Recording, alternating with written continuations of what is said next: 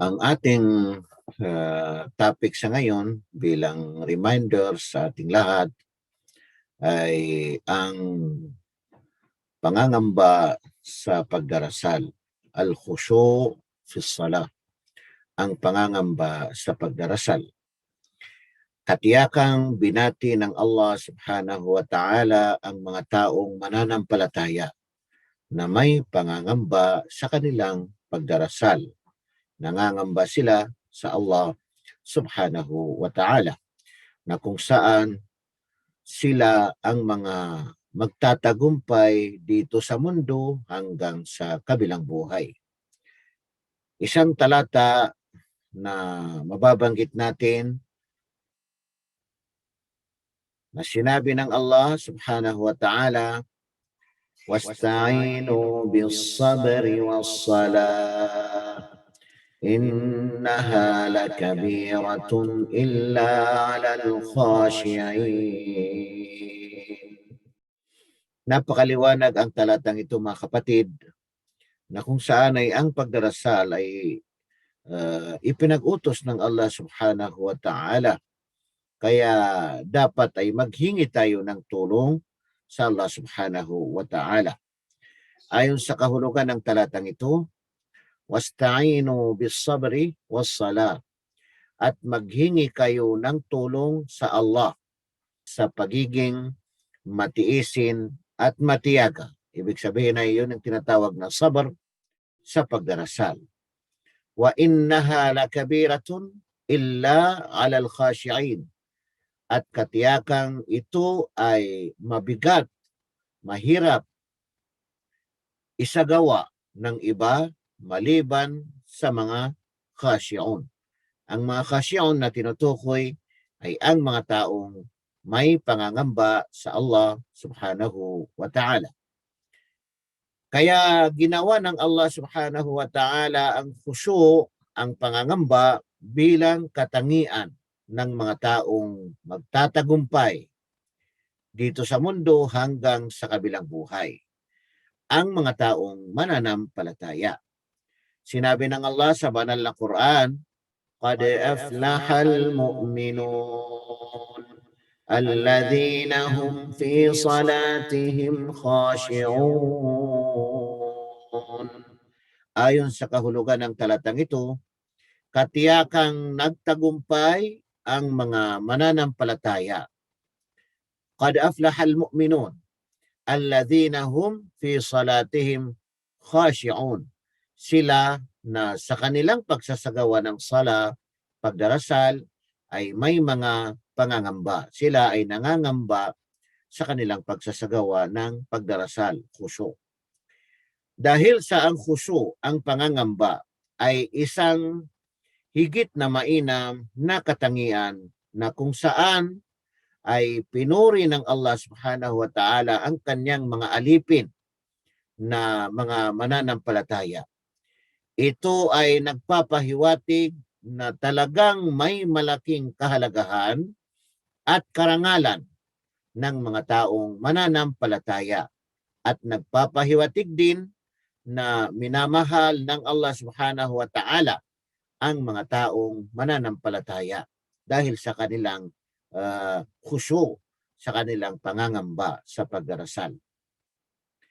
Babanggitin natin ang kabilang sa mga dahilan ng khusyu'. Paano natin ito makamit? Paano tayo magkakaroon ng khusyu', pangangamba sa pagdarasal? Kapatid na mananampalataya, ang khusyu', ang pangangamba, ay walang iba kundi ito ay bunga ng kabutihan ng puso ng tao at katuwiran ng mga bahagi, mga parte ng kanyang katawan. Kaya narito ang ilan sa mga dahilan ng khusyu'. Unang-una ay pagkilala sa Allah subhanahu wa ta'ala. Kinakailangan na kilala mo kung sino ang Allah subhanahu wa ta'ala. Pangalawa ay pagdakila sa kapasidad ng pagdarasal. sa kahalagahan ng pagdarasal, parang hindi ka mapapalagay kasi isasagawa mo talaga yung pagdarasal. Kahit anuman ang pagkabisi mo, kahit anuman ang ginagawa mo, ay talagang isasagawa mo pa rin ang pagdarasal dahil ang paniniwala mo yung pagdarasal ay sagrado kasi yan ang dahilan kung bakit tayo nilikha ng Allah subhanahu wa ta'ala. Pangatlo ay pagnilayan ang Quran sa pagdarasal. Habang ikaw ay nagbabasa ng Quran sa iyong pagdarasal, ay ibig sabihin, ramdamin mo yung mga binibigkas mo na mga talata mula sa banal na Quran. Lalo na kung ito ay naintindihan mo, ha? Ang kanyang mga kahulugan ay naintindihan mo. Kasi madali lang naman maintindihan. Kasi yung mga mababang mga sura, Suratul Ikhlas, Suratul Falak, Suratul Nas, at iba pang mga sura na mga mababa ay dapat memoryado mo na yan. Ang mga kahulugan nito, memoryado mo na. Higit sa lahat yung Suratul Fatiha. So yun, habang binabasa mo yung mga sura na yun, mga talata ng Allah sa iyong pagdarasal, ay ibig sabihin ay damang-dama mo ang mga talata, ang mga salita ng Allah subhanahu wa ta'ala. Panglima ay hindi malikot sa pagdarasal. Para maging huso, maging may pangangamba ang isang taong nagdarasal sa kanyang pagdarasal ay huwag siyang malikot. Huwag siyang malikot sa kanyang pagdarasal. Kumakalmot sa kanyang katawan, tumitingin, gumagalaw ang kanyang katawan. Hindi. Tahimik ka lang, mag-concentrate ka lang sa iyong pagsasagawa ng ibig sabihin pagdarasal. Dahil dito mga kapatid ay babanggitin natin ang isang lalaki na nagdarasal sa panahon ni Propeta Muhammad sallallahu alaihi wasallam kung bakit pinapabalik ni Propeta, pinapaulit ni Propeta ng paulit-ulit sa pagdarasal. Okay? Ayon kay Abu Huraira radhiyallahu anhu, itong hadith na ito ay naisalaysay ni Abu Huraira anna Rasulullah sallallahu alaihi wasallam dakhala al-masjid fadakhala rajulun. Katotohanan ang sugo ng Allah na si Propeta Muhammad sallallahu alaihi wasallam ay pumasok ng masjid, fadakhala rajulun, at may pumasok na isang lalaki. Fasalla, at yung lalaki na iyon ay nagdasal, nagsagawa ng sala, pagdarasal. Fasallama ala Nabi sallallahu alaihi wasallam, at sinalam niya si Propeta Muhammad sallallahu alaihi wasallam. Ibig sabihin, pagkatapos niyang magdasal, ay pumunta kay Propeta para magbati ng salam kay Propeta. Faradda, binati rin siya. Ibinalik ni Propeta sallallahu alaihi wasallam ang pagbabati din sa kanya. Waqal, at sinabi ni Propeta, irji fasalli fa innaka lam tusalli. Bumalik ka at magdasal ka. Ibig sabihin ay ulitin mo yung pagdasal. Fa innaka lam tusalli, ibig sabihin ay katotohanan na ikaw ay hindi nakapagdasal. Hindi ka nakapagdasal. Faraja yusalli kama salla. Bumalik ang lalaki at nagdasal na siya katulad ng kanyang pagdasal. Thumma jaa, pagkatapos ay dumating naman, pumunta naman kay Propeta Muhammad sallallahu alaihi wasallam. Fasallama ala Nabi sallallahu alaihi wasallam. At binati naman ng salam. Nagsalam naman kay Propeta Muhammad sallallahu alaihi wasallam. Faqala, at sinabi ni Propeta Muhammad sallallahu alaihi wasallam, irji fasalli, bumalik ka at magdasal ka ulit. Fa innaka lam tusalli, sapagkat katotohanan na hindi ka nakapagdasal. Wala kang dasal. Hindi ka nakapagdasal. 3 bisis siya pinaulit ni Propeta Muhammad sallallahu alaihi wasallam. Faqal, at sinabi ng lalaking ito, walladhi ba'athaka bilhaq ma uhsinu ghayrahu fa'allimni. Sumpa man sa nagsugo o nagpadala sa iyo na katotohanan, wala na akong alam, hindi ko na alam kung ano pa ang mas mainam sa aking pagsagawa ng sala. Kasi para sa kanya, napakaganda na yung kanyang pagsagawa ng sala. Fa'alimni, kaya sabi niya, turuan mo ako o propeta. Kaya bakit pinapabalik-balik ni Propeta Muhammad sallallahu alaihi wasallam yung lalaki? Kasi doon natin makikita yung kahalagahan talaga. Baka sakali ma-realize niya, mapansin niya yung kanyang kamalian kung bakit siya pinapabalik ni Propeta Muhammad sallallahu alaihi wasallam, pero talagang hindi pa rin niya alam. Kasi ang alam niya, yun ang pinakamaganda na kanyang pagsagawa ng sala. Wala nang higit pa doon. Kaya anong sinabi sa kanya ni Propeta Muhammad sallallahu alaihi wasallam? Faqal, "Idza qumta ila salati fakabbir." Kapag ikaw ay tumayo sa pagdarasal, ibig sabihin, magsagawa ka na ng pagdarasal, ikaw ay nakatayo na, fakabbir, magtakbir ka.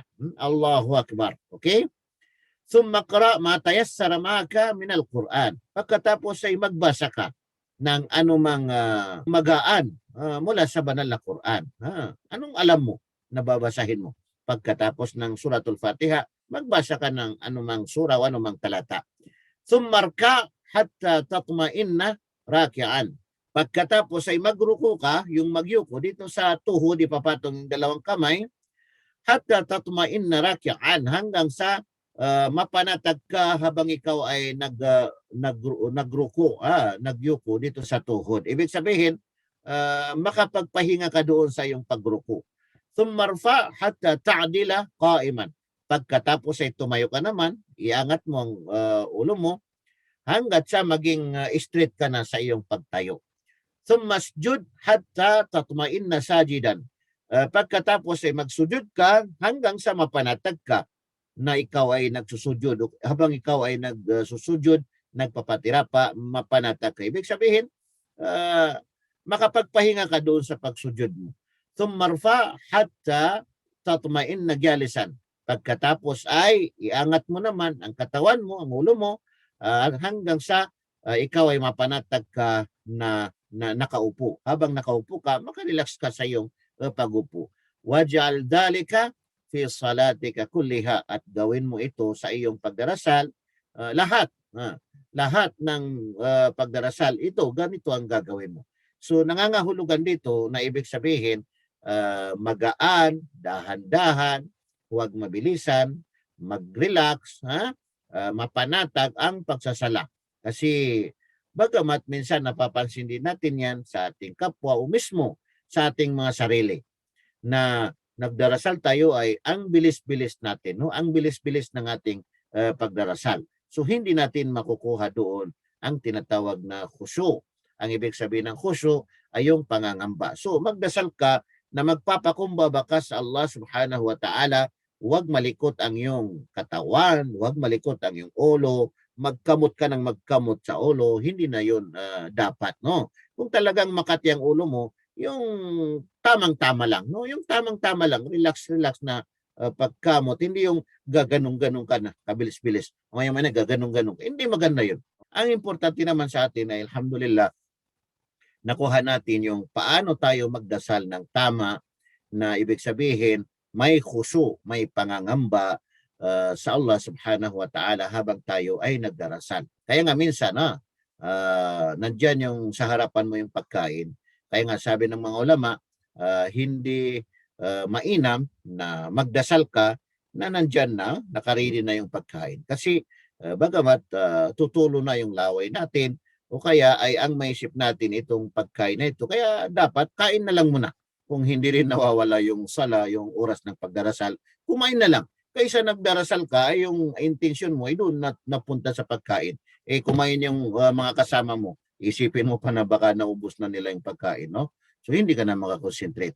So magsagawa tayo ng sala na may khusyu, may khusyu. Ibig sabihin ng may khusyu, may pangangamba sa Allah subhanahu wa ta'ala, na yan ang binabati o binati ng Allah subhanahu wa ta'ala na magtagumpay. Hindi lamang dito sa mundo, kundi hanggang sa kabilang buhay.